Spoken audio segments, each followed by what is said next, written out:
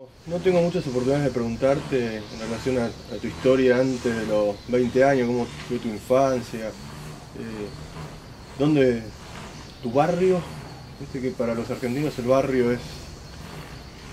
Bueno,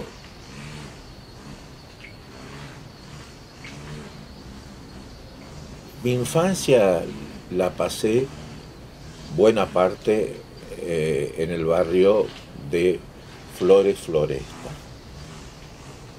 en esa zona. Y de chico iba mucho al parque Olivera, creo que se sigue llamando. Parque, no, el nombre real es Parque Avellaneda, que es en mi criterio, el parque más hermoso que tiene la ciudad de Buenos Aires. Y ahí me veo de chico jugando al fútbol, corriendo, me gustaba también correr. Y ahí también tengo algunos recuerdos tristes. Por ejemplo, siempre amé los animales, siempre tuve gatos y perros. Y se me murió una perrita que yo tenía, a la que quería mucho, como ahora quiero también a mi perra Moye. Y recuerdo que cuando murió me fui muy temprano al parque, hice un pozo en un lugar apartado y ahí la enterré. Es la primera vez que tuve, diría yo, contacto directo con la muerte que te toca, con la muerte que te desconcierta.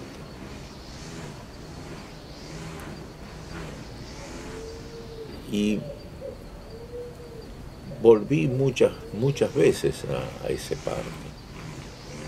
Y también a ese parque cuando nacieron mis hijas,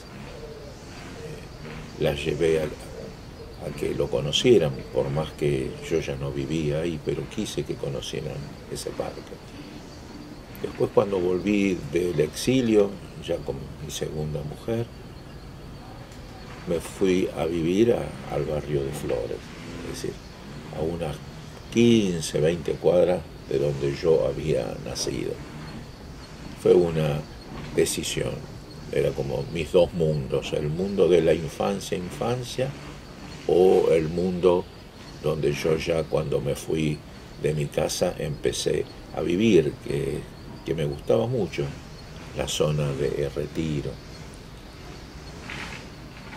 Pero necesité volver a la infancia, así que después del exilio busqué por el lugar y encontré una casita muy hermosa que también refaccioné completamente y que es, diríamos, la casa donde nació mi hija Camila, mi hija menor, y es la casa que estoy, como diríamos, abandonando a partir de que poco a poco estoy llevando todo lo que tengo, muebles, cuadros, libros, los estoy trayendo aquí a Mar de las Pampas, la casa de veraneo familiar, donde ahora va a ser la casa de nuestra vida.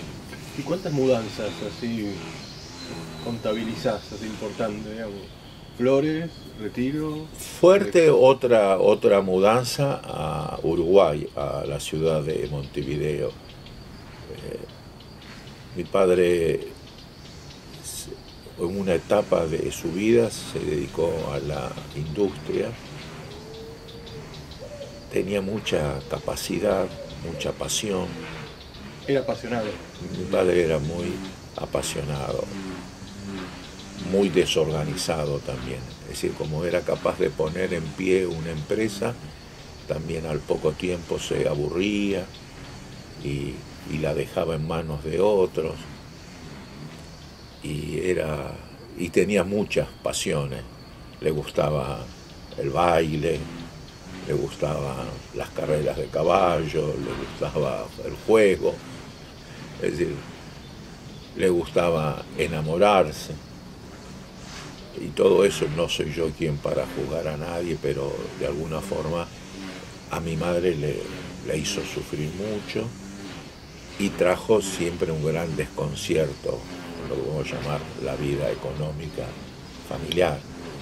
Un día lunes podíamos estar en muy buena posición económica y el día viernes podíamos estar en la ruina. Y eso de alguna forma me hizo bien, el estar acostumbrado a pasar de un estado a otro, y siempre como sin mayor desolación por esos cambios. Es decir, esa inestabilidad de alguna forma fue como una enseñanza de que uno puede en un momento dado tener una tranquilidad económica, un bienestar económico, y al poquito tiempo puede ser que no tengas ni para comer, así, pero no en forma metafórica, en forma real.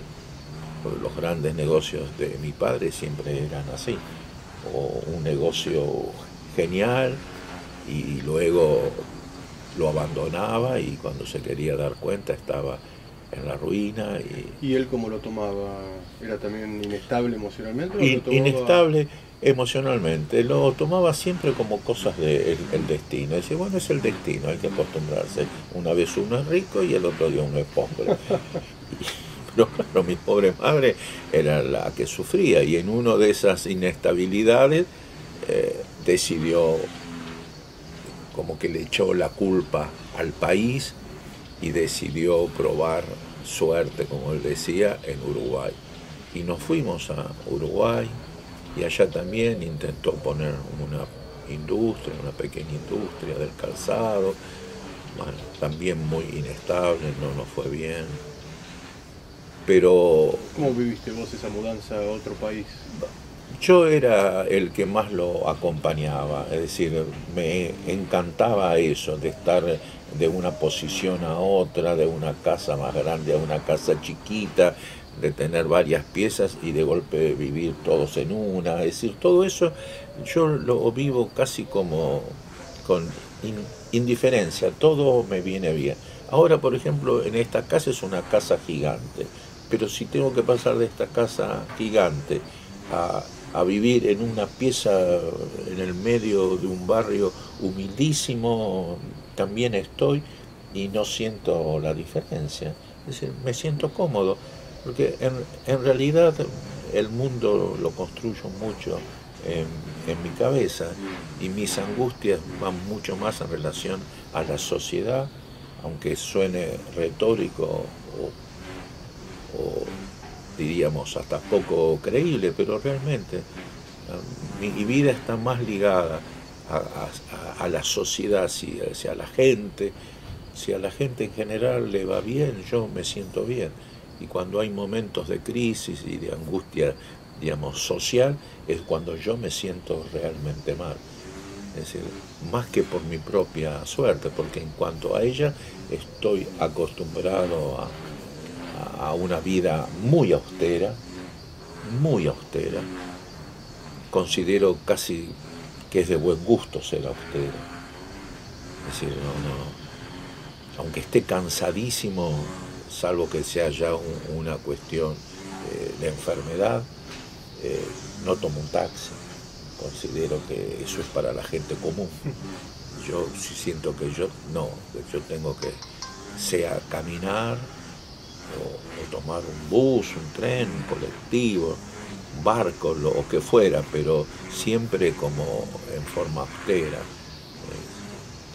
Lo mismo pasa con la ropa, que tengo ropa de 20, 30, 40 años y no la cambio. Cuando cambio algo es porque mi mujer o mis hijas les parece demasiado un cirujano. Entonces, bueno, y además como doy clases, a veces tengo que poner una ropa, pero siempre va a ser ropa de segunda mano. Compro mucha cuando voy a Europa, cuando voy a Holanda en especial, allá hay ferias de ropa usada y yo compro toda mi ropa ahí, o voy con mi mujer y me compro ahí, y saben que si me compran, por ejemplo la vez pasada me compraron un saco nuevo en una tienda, me di cuenta que era nuevo y no me lo puse. Ahí está, porque dije, no, yo con saco nuevo no voy. Y mi mujer lo arrugó ahora bastante, pero es una cuestión de que no me lo pongo. No, y no es como no sé por qué no lo hago, pero siempre encuentro una excusa para ponerme los sacos viejos y la ropa nueva ahí queda, con las camisas igual. Cuando me regalan ropa nueva, directamente queda en el armario sin ser usada. ¿Y las mudanzas? Y las mudanzas, bueno, las más fuertes fue, por ejemplo, esa, porque implica que los primeros años de la escuela los curso en Uruguay. Ah, primer grado, Sí, segundo grado. sí, y de ahí tengo anécdotas también. Por ejemplo, yo antes de irme, creo que tendría 4 años, yo tenía una desesperación por la lectura que no la he abandonado y me gustaban los diarios y no lo puedo explicar racionalmente qué pasó, pero lo que yo sé que hubo un tiempo en que yo tenía los diarios en la mano y los miraba y un día sé, ya insisto, no tendría más de 4 años, que empecé a entender y empecé a leer el diario. Y si lo cuento puede sonar como fantasía, que suene como suene, es así como fue. Aprendí a leer solo y no sé cómo fue, porque no hubo nadie que me explicara. Es decir, era como, puedo decir, el proceso de aprendizaje fue tener el diario días y días ante mis ojos sin saber qué había ahí, hasta que un día, como mágicamente, entendí lo que estaba ahí, como un todo. Y cuando nos vamos a Uruguay, yo creo que tenía 5 años, una cosa así, voy a la escuela primaria, como todos los chicos, pero yo era argentino y siempre, por más que sea un país hermano y todo eso, sos el extranjero. Y llegué cuando ya estaban empezando, o sea que llegué como a los 15, 20 días o al mes, y siempre además extranjero, y bueno, y recuerdo que la maestra me presenta, como acá llegó Vicente, que viene de Buenos Aires, y bueno, todo, las burlas y todo eso, y me siento como todo. Y después, y de golpe, no me lo olvido nunca, la maestra dice, bueno, pasen, y empieza a llamar a uno al pizarro, a ver, M con A, ma, como era el sistema de aquello, M con O, mo. Bueno, y de golpe me toca a mí y me dice, pasá al pizarrón y escribí la palabra, a ver si sabes, escribí la palabra mamá y después escribí la palabra papá. Y yo paso al pizarrón y pongo, escribí la palabra mamá, escribí la palabra papá. Y obvio, se armó como un escándalo, no sé, algo raro, y llamaron a mi mamá a ver qué era lo que pasaba. Es decir, que esa situación, y además, insisto, era de Buenos Aires, esa situación de distinción me marcó, y para mal, porque en aquella época ser como distinto, no sé si al día de hoy, pero causó asombro y causó rechazo. Tengo un mal recuerdo de ese primer año escolar mío, mirado como si fuera un loco, como si fuera alguien. Y después un segundo recuerdo más simpático, otra vez, de golpe estábamos bien y al poco tiempo mi padre otra vez al desastre y nos quedamos de un día para otro, pero sin para comer.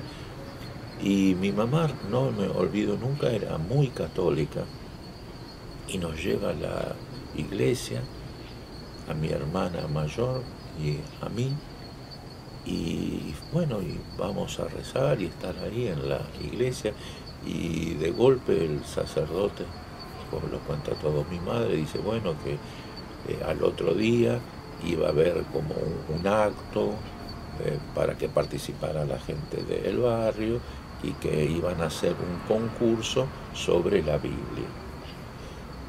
Y yo ya,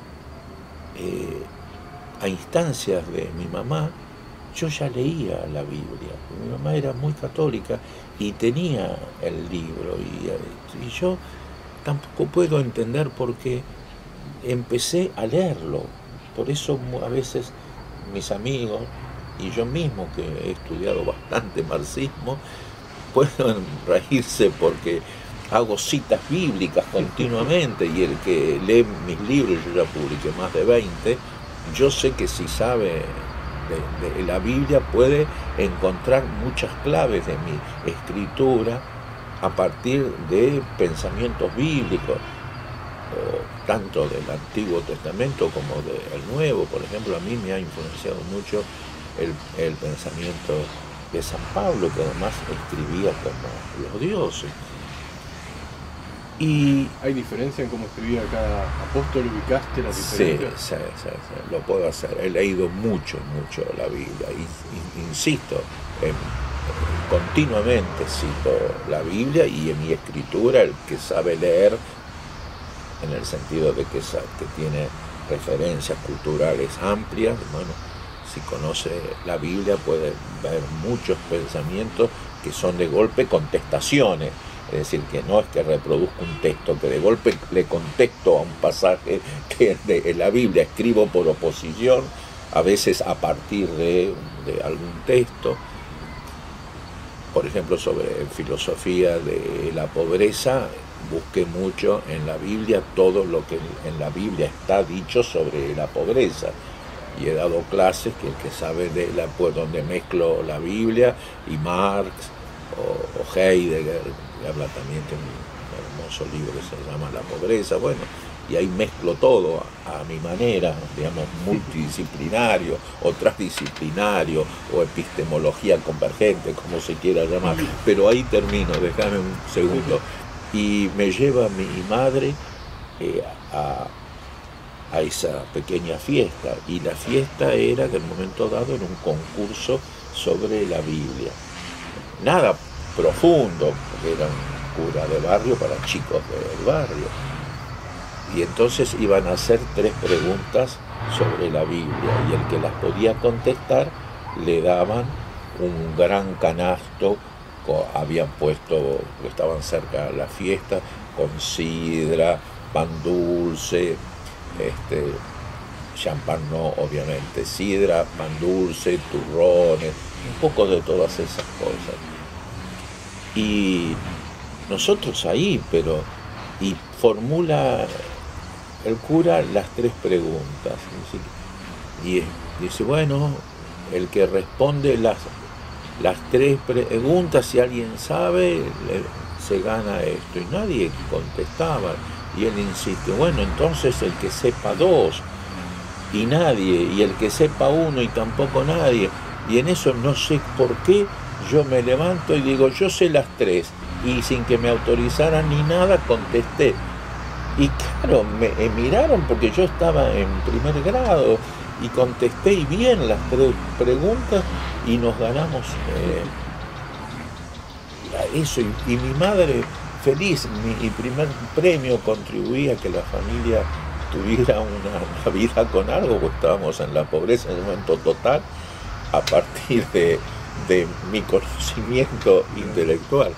Pero lo más gracioso fue que mi mamá, pobre, estábamos tan mal que se enteró que en otra iglesia también había concurso, y ya ahí me preguntó si me animaba a ir, y me dice, ¿no querés seguir leyendo la Biblia?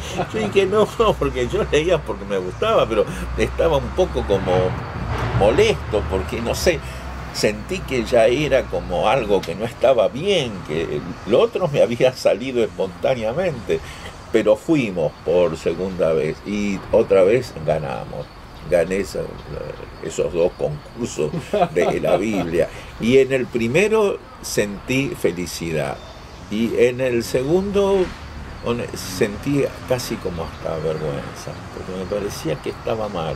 Es decir, como creo que de ahí nació esa idea mía de que el conocimiento o el saber no debe redituar, que uno no puede buscar la verdad de algo mezclado con la búsqueda del dinero, aunque quizás después con el tiempo me doy cuenta que tampoco era tan mal lo que yo hacía, porque en realidad era un esfuerzo y en realidad era también algo digno, y en realidad además era algo que necesitábamos, no era superfluo para nosotros, estaba bien, estábamos en situación de pobreza y yo, que era un niño, pudiera ayudar a mi familia desde eso, estaba bien.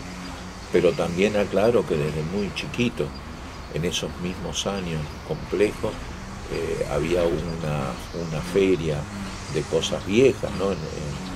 en la calle, y yo empecé a trabajar porque ayudaba al hijo de un puestero.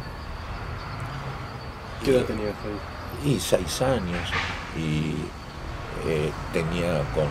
había hecho como un carro con rulemanes, y arriba ponía este hombre todas sus cosas, y él tiraba de la soga y había que empujar, pero también sostener para que ese carrito que iba por la calle pudiera ir desde la casa depósito hasta la feria para vender. Vendía cosas viejas, herramientas, clavos, todo lo que era viejo lo llevaba a ese puesto y vendía. Y bueno, yo ayudaba, y después mi trabajo era muy simple, pero también doloroso en el sentido que yo tenía que enderezar clavos, y te podés reír, pero era una época en que, ligado con la Segunda Guerra Mundial, bueno, había escasez de cosas, y este hombre tenía, no sé de dónde lo sacaba, bolsas con clavos doblados, y yo estaba las 6 horas enderezando clavos, y a veces me aburría, y ahí era cuando me martillaba. O sea que esa concentración que tengo para el estudio, creo que lo saqué de allí, porque si me desconcentraba, tácate. Y ese era mi oficio. Creo que la primera vez que lo cuento, empecé y ganaba unas monedas, pero también por el hecho de estar en la feria, otros puesteros, que algunos llevaban comidas y cosas, y bueno, y me conocían y podía... ¿Y empezaste a laburar? Ahí empecé a trabajar, me daban cosas, es decir, podés clavar esto, como me veían que estaba en el puesto y con martillo, bueno, creían que sabía hacer algunas cositas, y bueno, y después venir cansado y empujar otra vez el carro.